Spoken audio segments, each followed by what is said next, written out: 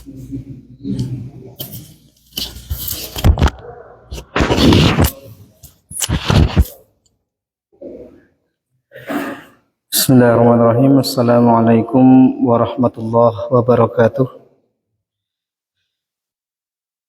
Innal hamdalillah nahmaduhu wa nasta'inuhu wa natubu ilaih. Asyhadu an la ilaha illallah wahdahu la syarika lah. Wa asyhadu anna Muhammadan abduhu wa rasuluhu la nabiyya wa la rasula ba'dah, amma ba'd. Allahumma salli wa sallim wa barik ala sayyidina Muhammadin wa ala alihi wa sahbihi ajma'in. Ikhwati fillah rahimakumullah. Untuk malam hari ini kita melanjutkan kembali membaca tentang tafsir Ayatul Ahkam dari kitab Rawa'i'ul Bayan fi Tafsir Ayatul Ahkam, yaitu surat An-Nur mulai ayat 22. A'udzu billahi minasyaitonir rajim. Wa la ya'tali ulul fadli minkum was-sa'ati ay yu'tu ulil qurba wal masakin wal muhajirin fi sabilillah wal ya'fu wal yasfahu ala tuhibbuna ay yaghfirallahu lakum wallahu ghafurur rahim. Dan janganlah orang-orang yang mempunyai kelebihan dan kelapangan di antara kamu bersumpah bahwa dia tidak akan memberi bantuan kepada kerabatnya, kepada orang-orang miskin, dan kepada orang-orang yang berhijrah di jalan Allah. Dan hendaklah ia memaafkan dan berlapang dada. Ketahuilah, apakah kamu tidak suka bahwa Allah mengampunimu dan Allah Maha Pengampun, Maha Penyayang. Jadi asbabun nuzul ayat ini itu berkaitan dengan sumpah yang diucapkan oleh Abu Bakar As-Siddiq radhiyallahu anhu. Abu Bakar As-Siddiq itu pernah bersumpah bahwa beliau tidak akan lagi memberikan nafkah infak kepada Mistah ibn Utsasah. Jadi Mistah itu masih keluarganya Abu Bakar. Dan untuk kehidupan kesehariannya itu mungkin selalu disuplai oleh Abu Bakar. Sampai suatu ketika Mistah ini termasuk sahabat yang terjatuh ke dalam fitnah Haditsatul Ifki, berita dusta tentang Aisyah radhiyallahu anha, yaitu tentang apa? Masyhur, cerita yang masyhur. Jadi Aisyah radhiyallahu anha, istri Rasulullah sallallahu alaihi wasallam, putri Abu Bakar As-Siddiq radhiyallahu anhu, itu pernah difitnah. Dan fitnahnya itu perkara berat, yaitu Aisyah radhiyallahu anha pernah difitnah melakukan perselingkuhan dan fatal. Keluarga Nabi, istri Nabi, tapi mendapatkan fitnah seperti itu. Ini berkaitan dengan cerita kalungnya Aisyah itu. Jadi pada satu peperangan, kalau tidak salah perang menghadapi Bani Mustalik, kalau tidak salah. Di situ kemudian Rasulullah SAW mengundi siapa di antara istrinya yang ikut, lalu keluarlah nama Aisyah radhiyallahu anha. Akhirnya kemudian Aisyah radhiyallahu anha ikut bersama Nabi SAW dalam perang tersebut, sampai nanti Ketika pasukan sedang istirahat, Aisyah kemudian pergi meninggalkan haudajnya. Apa? Jadi kayak ada tenda di atas onta, itu namanya haudaj. Pergi keluar dari haudajnya untuk buang hajat. Ya, untuk buang hajat. Nah, ketika buang hajat itu, kemudian Aisyah meraba dadanya, ternyata kalungnya ini jatuh.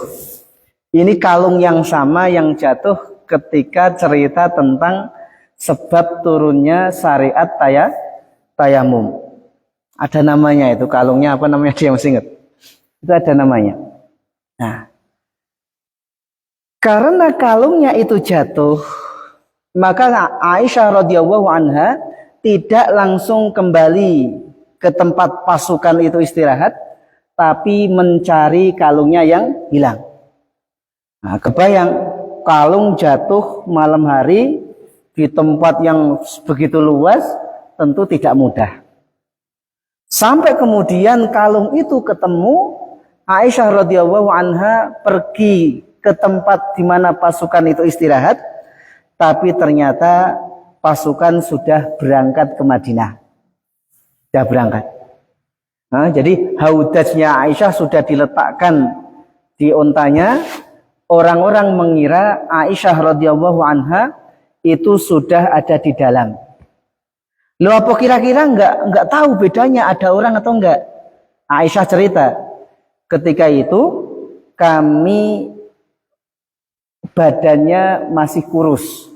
Kan? Badannya masih kurus sehingga hampir tidak bisa dibedakan apakah haudaj itu ada isinya atau tidak.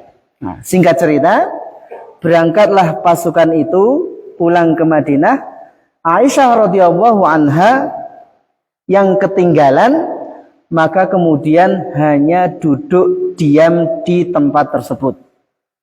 Kan? Dengan harapan nanti pasukan akan merasa kehilangan, Aisyah ternyata belum kebawa, terus pasukannya kembali untuk mencari. Sampai kemudian ada satu sahabat yang terlambat. Nah, di sini para ulama, para ahli sejarah berbeda-beda alasan kenapa sahabat ini terlambat. Ada yang mengatakan sahabat ini memang orang yang ditugaskan oleh Nabi untuk di belakang. Karena biasanya kalau rombongan ada barang yang jatuh, barang yang tercecer, itu tugas pasukan sapu bersih di belakang. Ada juga yang mengatakan bahwa sahabat ini adalah sahabat yang dia kalau mudah tidur. Jadi kalau tidur bangunnya agak sulit. Nah, sahabat ini adalah sahabat Safwan ibn al-Mu'attal. Sampailah sahabat Safwan ibn Mu'attal terus melihat ada seorang wanita sendirian di tempat tersebut. Dan Safwan tahu ini adalah Ummul Mukminin Aisyah radhiyallahu anha. Karena Aisyah cerita, Safwan dulu pernah melihat Aisyah. Jadi kenal secara fisik, ini adalah Ummul Mukminin Aisyah radhiyallahu anha. Maka Safwan ibn Mu'attal melihat ada Ummul Mukminin Aisyah radhiyallahu anha sendirian di tempat itu, maka cuma istirja. Aisyah ketika itu sudah tertidur. Aisyah terbangun ketika mendengar ada orang istirja. Inna lillahi wa inna ilaihi raji'un. Aisyah terbangun. Terus Safwan mempersilahkan Safwan kemudian memerintahkan ontanya untuk duduk. Kemudian Aisyah radhiyallahu anha dipersilahkan untuk naik unta tersebut, lalu dituntun oleh Safwan ibn al-Mu'attal. Dan tidak ada percakapan apa-apa antara keduanya di jalan itu. Masalah timbul. Ketika kemudian berhasil menyusul pasukan, atau ada yang mengatakan sampai di gerbang Kitu Madinah, inilah jeleknya orang yang hobi duduk-duduk di jalan. Iya. Ya kan? Nabi itu melarang kan? Kalau toh harus duduk-duduk di jalan, maka berikan hak pengguna jalan. Tapi kalau bisa jangan sih. Nah, orang-orang yang terkena fitnah ini ya tadi, orang-orang yang melihat itu. Melihat Sofwan ibn Mu'attal menuntun untanya, lalu di atas unta itu ada Aisyah radhiyallahu anha. Maka orang munafik, Rasul munafikin, Abdullah bin Ubay bin Salul mulai melemparkan fitnahnya. Halus, ngomongnya halus. Cuma itu jadi api yang membakar hebat di tengah kaum muslimin. Nah, demi Allah, Sofwan tidak selamat dari Aisyah. Aisyah tidak selamat dari Sofwan. Ya kan? Cuma itu, enggak nuduh Sofwan Aisyah selingkuh dengan zina. Laki-laki perempuan berdua ngapain coba? Misalnya gitu. Kan? Disitulah kemudian ada beberapa sahabat, bahkan sebagian itu adalah sahabat yang ikut perang Badar. Luar biasa kan? Allah sudah mengampuni dosa orang-orang yang ikut perang Badar, tapi masih terkena fitnah tersebut. Nah, nggak mudah. Nah, di jalan, ngelihat sesuatu di jalan, itu kita tetap berusaha husnudzon, itu nggak mudah. Nah, maka kalau nggak dibutuhkan, nggak usah lah. Nah, sering duduk-duduk di jalan. Nah, ada kemudian beberapa sahabat yang terkena fitnah itu, bahkan kemudian ikut menyebarkannya. Di antaranya ada sahabat yang bernama Mistah ibn Utsatsah. Mistah. Kemudian ada sahabat juga Hamnah bintu Jahash. Ini saudarinya Zainab bintu Jahash, istri Rasulullah sendiri. Nah, kemudian ada juga Hasan ibn Thabit, penyairnya Rasulullah, juga jatuh dalam fitnah itu. Nah, Mistah ini tadi orang yang keluarganya itu termasuk disantuni secara rutin oleh Abu Bakar. Karena ibunya Mistah itu kerja sama Abu Bakar. Tapi Mistah radhiyallahu an, Mistah termasuk ahlu Badar, ikut terjatuh dalam fitnah itu, sehingga nanti Abu Bakar itu bersumpah setelah turun ayat yang membebaskan Aisyah radhiyallahu anha dari tuduhan itu, Abu Bakar bersumpah, demi Allah, saya tidak akan lagi memberikan santunan kepada Mistah. Kebayang, orang yang kehidupannya disantuni, tapi dia termasuk yang menyebarkan fitnah untuk kita. Itu kalau terjadi pada kita, kira-kira gitu. Ada orang yang kebutuhan dia, kita yang memberi. Kita yang memberi. Tapi dia yang kemudian menyebarkan fitnah ke kita. Kira-kira marahnya kita kayak apa? Maka Abu Bakar pun ya secara manusiawi masuk akal kan?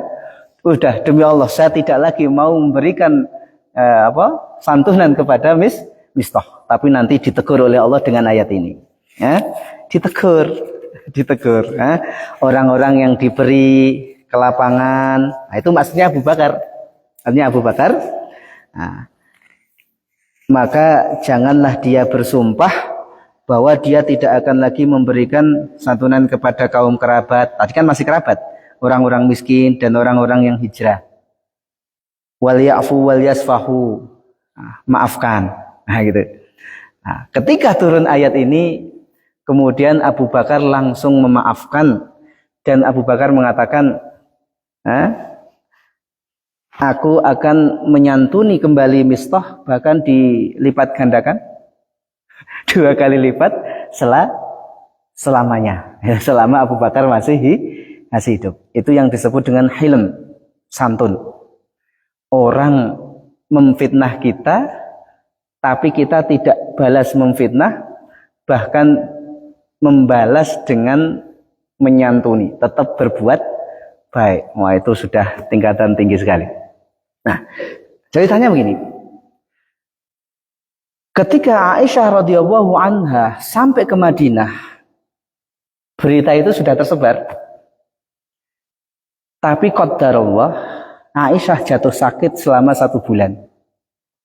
Karena sakit, Aisyah nggak tahu desas-desus di luar seperti apa. Cuma Aisyah sudah merasa, kok ada yang beda. Dari mana? Dari tingkah laku Nabi.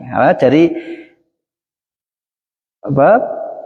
memperlakuan Nabi kepada Aisyah radhiyallahu anha itu sudah tidak sama.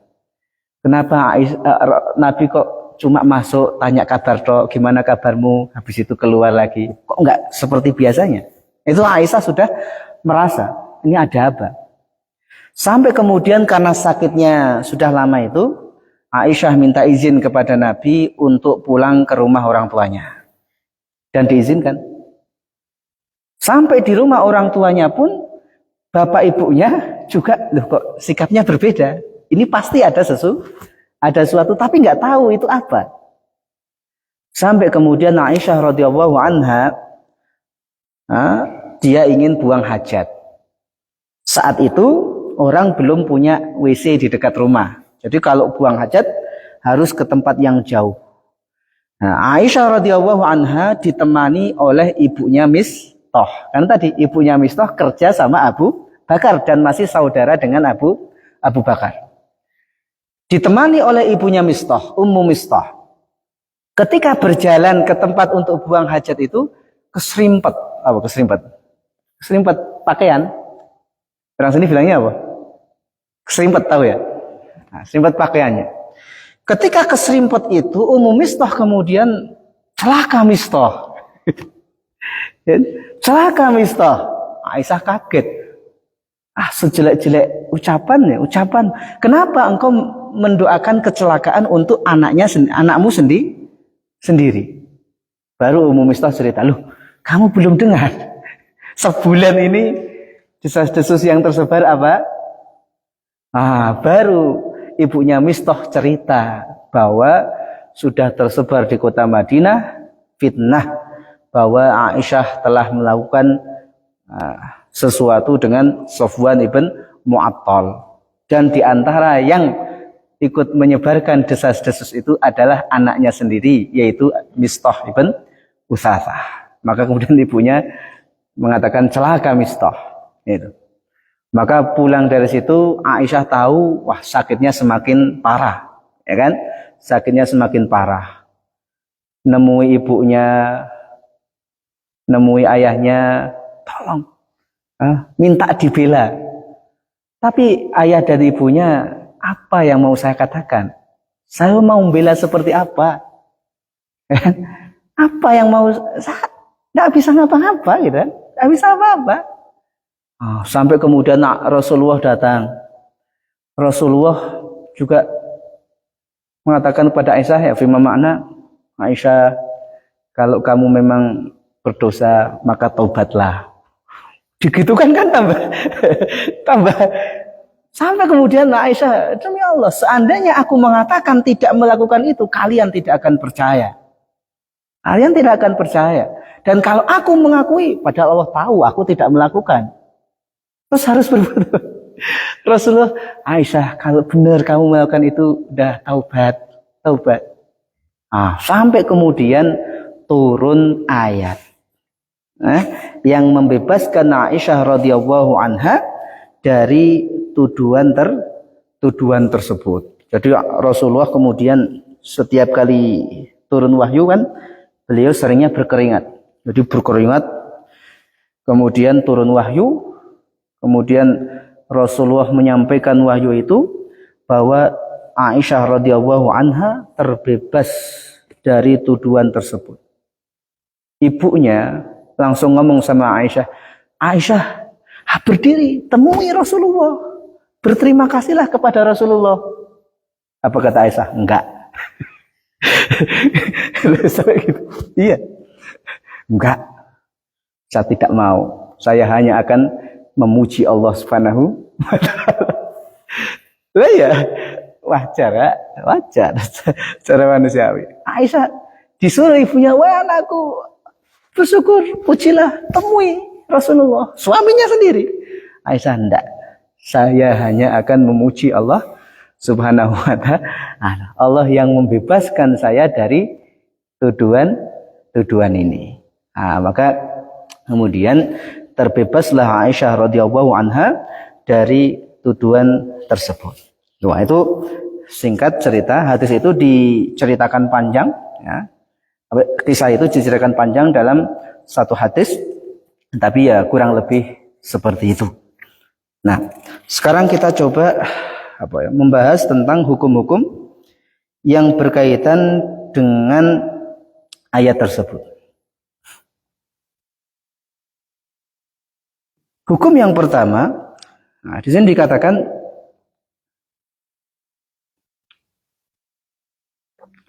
hal yahbitul amalu shalih birtikabil ma'asi. Apakah amal soleh itu menjadi gugur dikarenakan dia melakukan maksiat? Ajma'al mufassirun ala annal murad min qaulillahi ta'ala ulil qurba wal masakin wal muhajirin fi sabilillah mistah. Semua ahli tafsir bersepakat bahwa yang dimaksud keluarga, orang miskin dan orang yang hijrah di jalan Allah dalam surat An-Nur ayat 22 itu adalah mistah. Li'annahu kana qariban li Abi Bakr wa kana minal masakin wal muhajirin. Karena Mistah itu kerabatnya Abu Bakar, termasuk orang yang miskin dan termasuk orang yang hijrah al-Badriyin dan ikut perang Badar. Wa kana qad waqa'a fi haditsil ifki. Mistah terjatuh dalam ikut fitnah cerita dusta tentang Aisyah. Wa qadhafa Aisyah, dan ikut menuduh Aisyah. Tsumma taba ba'da dzalik. Tapi kemudian Mistah ini taubat. Wa qad ihtajja ahlus sunnati wal jama'ati bi hadhil ayatil karimah ala adami butlanil amal birtikabiz dzunubi wal ma'asi. Ahlus sunnah wal jamaah berhujjah dengan ayat ini bahwa amal soleh yang sudah dilakukan tidak gugur disebabkan maksiat yang dia lakukan. Ya. Kenapa? Wajhul istidlal anna Allah subhanahu wasafa mistahan bikaunihi minal muhajirin fi sabilillah ba'da an ata bil qadhaf. Argumennya, dalam surat An-Nur ayat 22, Allah masih menyebut Mistah itu sebagai al-muhajirina fi sabilillah. Orang-orang yang hijrah di jalan Allah. Itu pujian atau celaan? Pujian. Padahal ayat ini turun setelah Mistah menuduh Aisyah. Ya kan? Ketika Mistah menuduh Aisyah maksiat, bukan? Maksiat. Tetapi ayat tetap memuji Mistah, termasuk wal muhajirina fi sabilillah, orang-orang yang hijrah di jalan Allah. Artinya apa? Kemaksiatan yang dilakukan tidak menggugurkan amal soleh yang sudah dia lakukan. Illa bil isyrak, kecuali kalau maksiat yang dia lakukan adalah syirik besar. Wariddah anil Islam, atau murtad. Amma sairul ma'asi fala tuhbitul amala illa idza istahallal insanu muharram. Adapun maksiat yang lain maka tidak bisa menggugurkan amal kecuali kalau dia menghalalkan yang haram. Maksudnya gini, orang sholat, kemudian setelah sholat dia minum minuman keras Apakah ketika dia minum minuman keras pahala sholatnya menjadi gugur? Tidak, ya kan? Sholatnya dapat pahala, dia minum itu dapat dosa.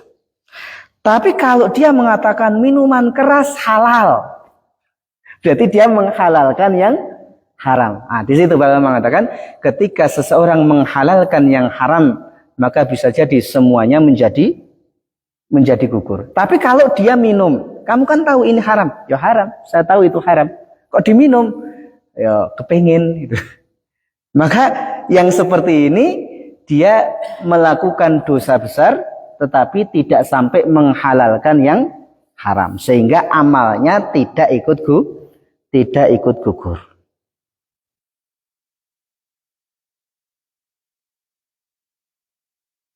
Hukum yang berikutnya al-hukmu ats-tsani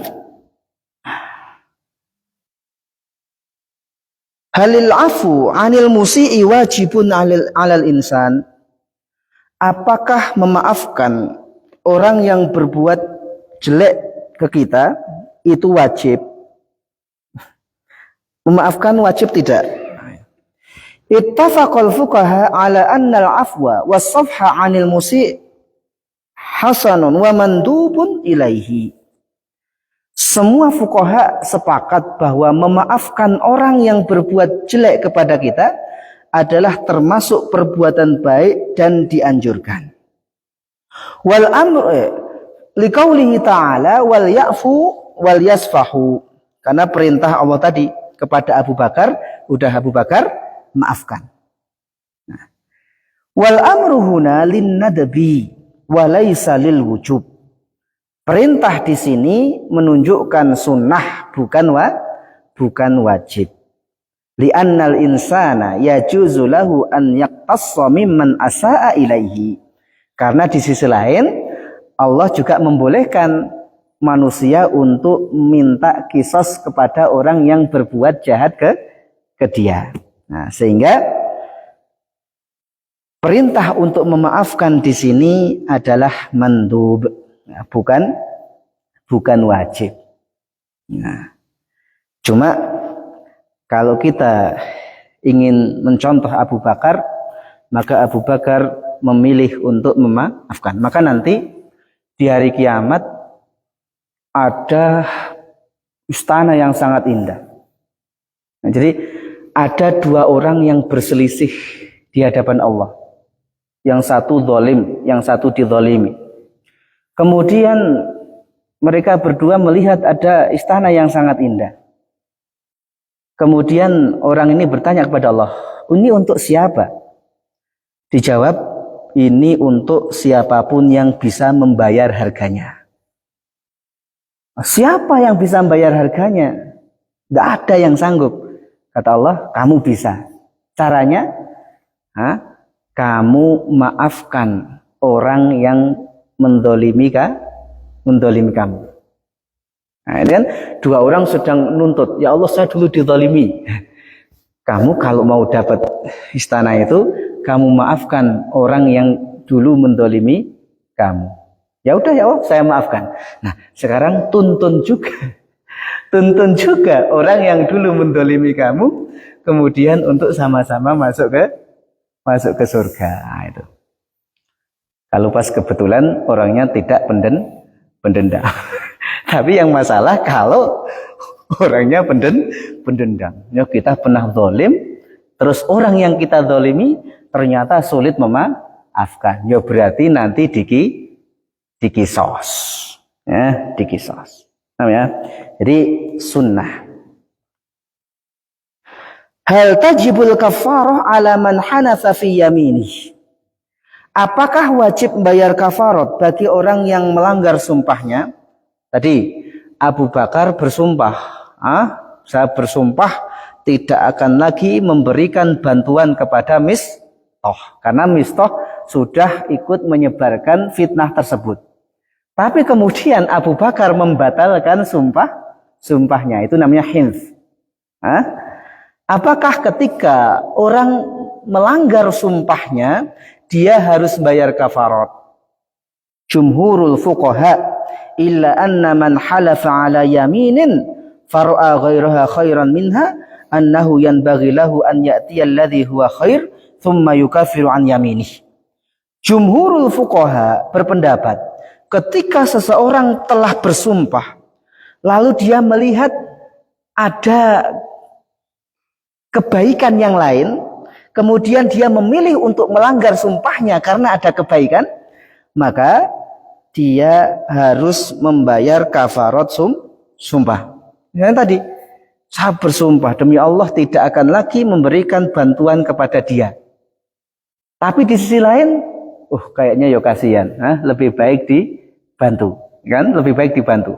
Akhirnya kemudian, saya melanggar sumpah saya, ya udahlah dibantu saja. Nah, berarti ketika dia sudah melanggar sumpah, maka wajib membayar kafarat sumpah. Kafarat sumpah sama kayak kafarat nazar. Atau lebih tepatnya kafarat nazar sama kayak seperti kafarat sumpah. Masih ingat apa? Memberi makan berapa orang miskin? 10 orang miskin. Atau memberi pakaian atau membebaskan budak. Kalau tidak sanggup baru puasa 3 hari. Jadi kalau nggak bisa melaksanakan nazar bukan langsung puasa. Puasa itu kalau tadi memberi makan 10 orang nggak bisa, memberi pakaian nggak bisa, memberikan budak nggak bisa, baru kemudian puasa 3 hari. Sumpah sama. Karena ayat tentang kafarat itu sebenarnya berkaitan dengan sumpah. Jadi Bapak pernah bersumpah, saya sumpah begini, demi Allah saya tidak lagi. Terus kemudian kita melanggar sumpah itu, maka harus bayar kafarat. Nah, dia yang pernah sumpah. Nah,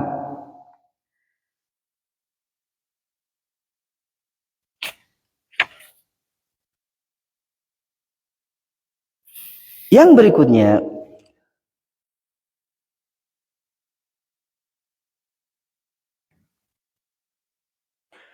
hal yakfuru man qazafa ihda ummahatil mu'minin.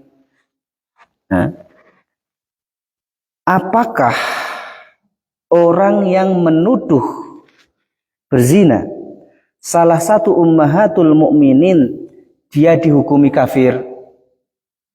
Nah, jadi ada sekelompok orang yang dia itu senangnya mencela para sahabat.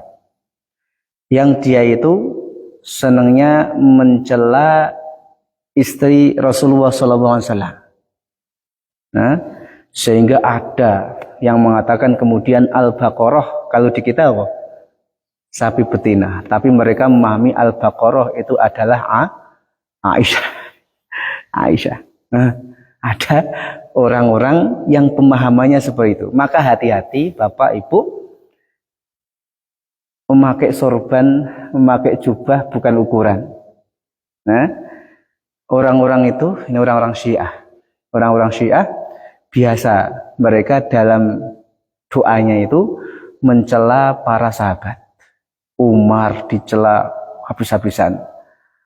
Abu Bakar seperti itu. Utsman, Aisyah, Hafsah, semuanya tidak luput dari celaan mereka. Nah, orang-orang yang mencela, orang-orang yang menuduh istri Rasulullah ummahatul mukminin telah melakukan perzinahan, apakah mereka kufur? Dhahaba ba'dul ulama ila kufri man qadhafa ihda nisa'ir rasul. Nah, sebagian ulama berpendapat bahwa orang yang menuduh berzina salah satu istri Rasulullah, maka dia telah kafir. Nah, kenapa? Karena Allah Subhanahu wa taala berfirman, lu'inu fid dunya wal akhirah walahum adzabun azim. Nah, mereka orang-orang yang menuduh itu dilaknat di dunia dan di akhirat, dan mereka mendapatkan azab yang besar. Jadi lihat, Allah mengancam siapapun yang menuduh salah satu istri Rasulullah berzina dengan laknat di dunia dan di akhirat.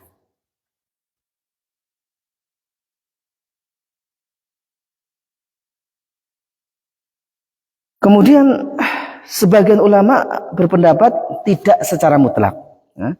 Inna man istahalla qadfa ihdal mu'minat kafir. Fa kaifa biman yastahillu qadfa ummahatil mu'minin at-tahirat. Dikatakan kafir adalah kalau dia menghalalkan menuduh berzina salah satu dari ummahatul mu'minin. Tapi kalau dia tidak sampai menghalalkan, dia berdosa. Dia berdosa. Tapi tidak sampai kafir. Ya.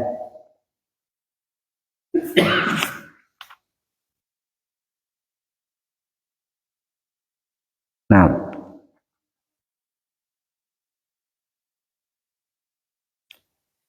Wallahu a'lam bishawab. Jadi itu hal-hal yang berkaitan dengan haditsatul ifki. Hadisnya di sini panjang sekali ya, tentang cerita tersebut, tapi ya kurang lebih seperti itu ya, seperti itu secara garis besar sampai kemudian nanti Allah Subhanahu wa taala membebaskan Aisyah radhiyallahu anha dari segala tuduhannya ya.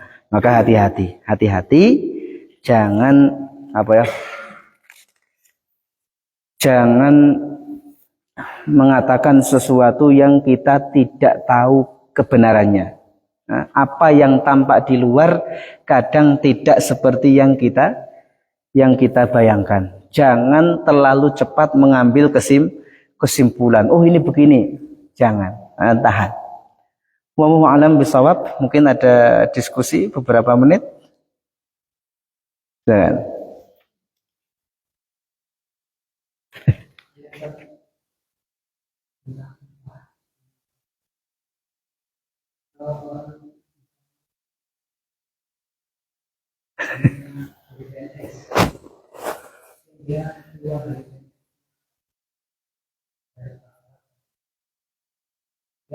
juga yang dari organisasi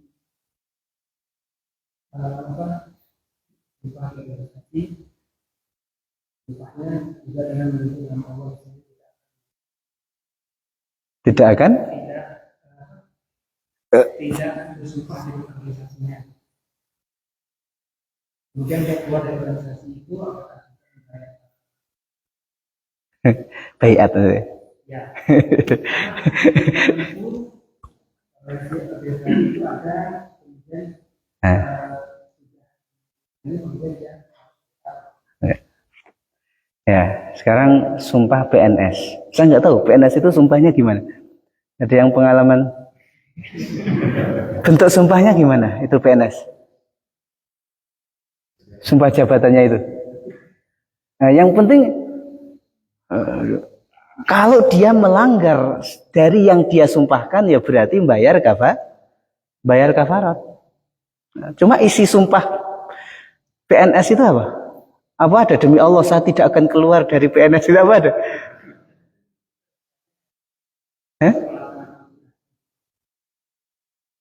Ya, pokoknya kalau dia melanggar dengan isi dari sumpahnya, ya kan? Berarti dia sudah bayar kafarat. Demi Allah, saya akan melaksanakan tugas dengan sebaik-baiknya. Terus kita malas-malasan, misalnya. Itu gimana? Ngelanggar sumpahnya enggak? Ya harusnya iya kan? Harusnya iya. Ya, kenapa? Karena dia bersumpah ingin melaksanakan tugasnya dengan serius. Loh kok malah guyon? Nah, bagaimana kalau kita berjanji kepada kelompok tertentu? Biasanya redaksinya gimana? Pakai nama Allah, pakai sumpah atau enggak? Demi Allah atau enggak? Atau cuma ubaya? Apa gimana? Baya tuh, aku berbaiat gitu ya. Filman syati wal makr gitu ya.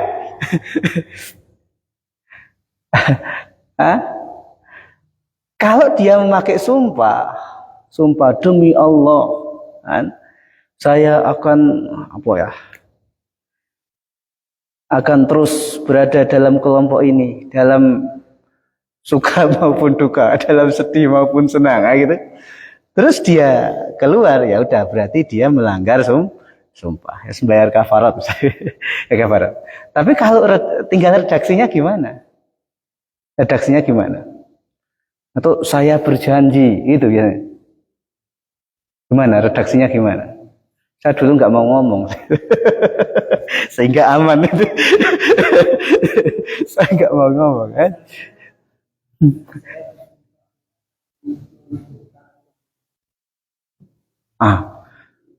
Terus dia menyekutukan Allah, gitu. Enggak. Oh, enggak ada kaitannya, kan? Pokoknya yang dia sumpahkan apa? Saya bersumpah, kalau saya bersumpah akan terus aktif dalam organisasi ini, nah, gitu. Berarti demi Allah. Berarti ketika dia keluar ya udah melanggar sumpah. Tapi kalau demi Allah saya bersumpah tidak akan menyekutukan Allah, kan? Terus dia keluar dari organisasi itu. Apakah keluar dari organisasi itu menyekutukan Allah? Ya enggak. Ya enggak. Yes, itu kan organisasi yang takut kehilangan jamaah ben wedi. Ya.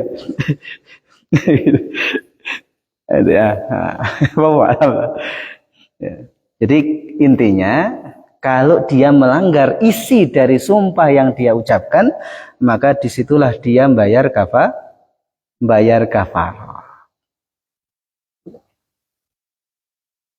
Wallahu a'lam.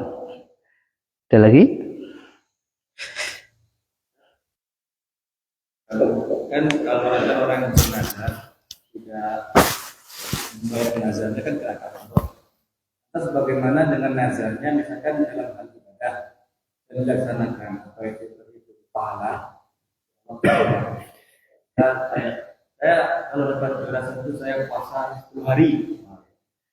Iya.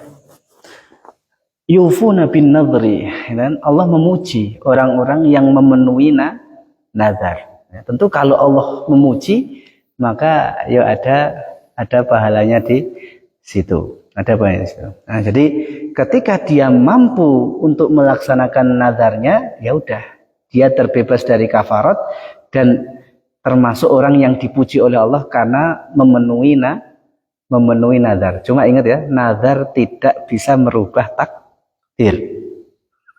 Jadi nazar tidak merubah takdir. Oh, gitu. Nah, jadi, setelah nazar kemudian keinginan kita tercapai, bukan karena nazarnya, tapi karena memang takdir kita akan mendapatkan itu. Wah.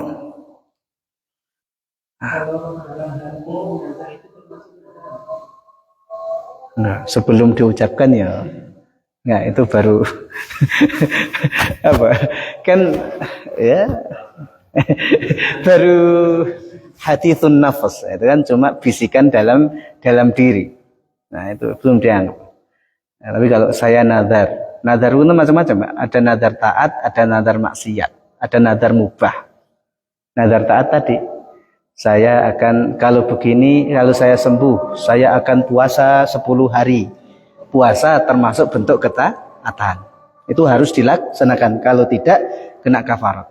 Ada nazar maksiat. Saya kalau sembuh, maka saya akan bagi-bagi miras 1 RT. Maka itu nazar maksiat. Haram untuk dilaksanakan. Nah, terus nanti dia bayar kafarat. Nazar mubah boleh dilaksanakan, boleh tidak. Nah, saya kalau sembuh, maka setahun akan pakai baju warna biru misalnya. Ya kan? Ya itu kan, kalau dia mau ya udah setahun pakai baju warna biru gitu. Tapi kalau saya enggak lah itu. Ya udah, kalau tidak berarti ya alam, menurut sebagian berarti nanti dia tinggal bayar kafar. Kalau nazar dengan sesuatu yang mustahil, Sanadar, kalau saya sembuh, saya akan jalan kaki ke bulan. Ya, kalau yang mustahil itu ya udah, nggak mungkin dilaksanakan, tinggal bayar apa? Bayar kafarat. Jalan kaki ke Jakarta masih mungkin. Jalan kaki ke Maros, kemana? Nah, ada lagi?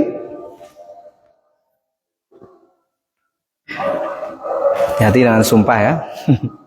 Jangan sering sumpah ya. Wallahu a'lam bishawab. Saya kira cukup. Kita tutup dengan hamdalah dan doa kafaratul majlis. Subhanakallah bihamdika asyhadu an la ilaha illa anta astaghfiruka wa atubu ilaik. Assalamualaikum warahmatullahi wabarakatuh.